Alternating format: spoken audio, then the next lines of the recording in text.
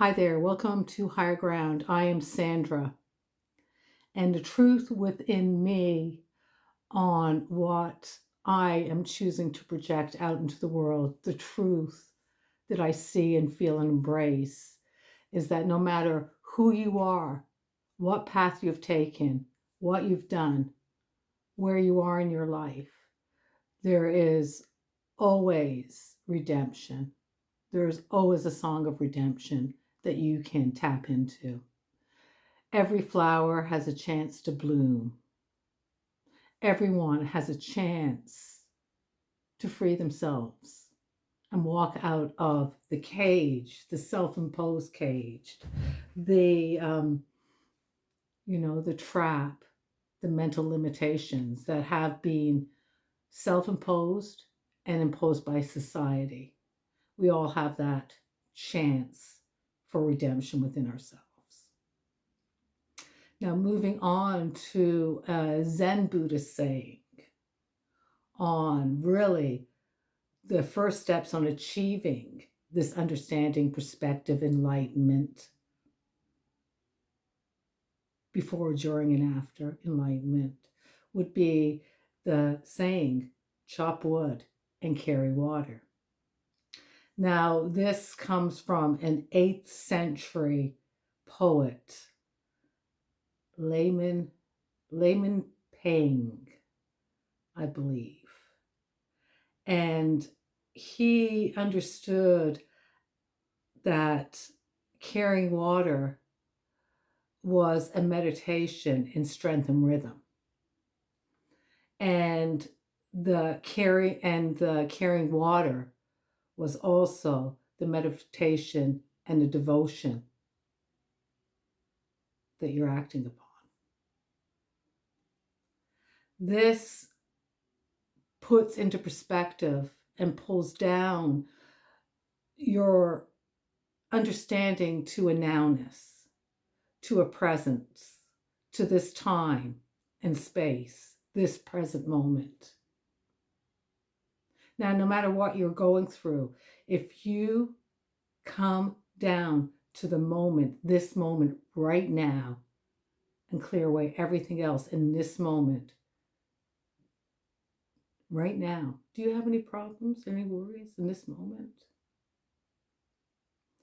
This practice of chop wood, this theory of chop wood and carry water, brings you down to this nowness, mindfulness, presence, which no matter what you do in your life, this is the key to obtaining, maintaining, and moving through enlightenment, the enlightenment process. We're all spiritual beings. We're all enlightened. There's a lot of clouds in the way, some more than others. And we're all trying to obtain the same thing. And that's an understanding of who we are, and what is our potential and why. We want to know why. We want to fulfill this yearning, this call inside of us. So you find your enlightenment, your liberation in the everyday tasks by being present with that task, by being mindful of where you are, what's around you, and who you're looking at. This is a walk of integration, understanding. I walked a very long time in this understanding, fighting my way every step of the way. But my path got longer until I understood. They say lessons come. And if you don't learn the lesson, they come again and they come again, right? That's, these are laws. These are laws of the universe, as within, as without. What the mess within us is the mess without us. And as we go on this walk of being mindful and present, chopping wood and carrying water, strength and rhythm and devotion to our lives, to ourselves, to how we're responding to life, to how we're seeing life, to how we're participating in life. An energy moves through us and starts to clear the way, starts to clear the clutter of the heaviness we've carried, the misperceptions we've carried, the lies, the spells, the word spells that have been put on us. These will slowly work itself out of you. There is no real, walk of, let me say, how can I say, you don't have to grapple at everything all the time. You don't have to make it hard. You can make it simple by not skipping and not trying to be enlightened and liberated. Like going up the elevator and bing, the doors open and there's a big party for you. If you haven't done the work, those doors shut and you go right back down. And it's harder because you've had a glimpse of what should be. You've had a glimpse at the penthouse of your life. For some, that's motivating. For others, it feels unobtainable. So that's why the present moment, the mindfulness must be obtained, must be integrated within yourself. And you learn how to trust life. You'll learn how to let go. You'll learn how the right perspectives happen. You won't be grappling for validation like this wasn't my fault or look at me or I deserve more.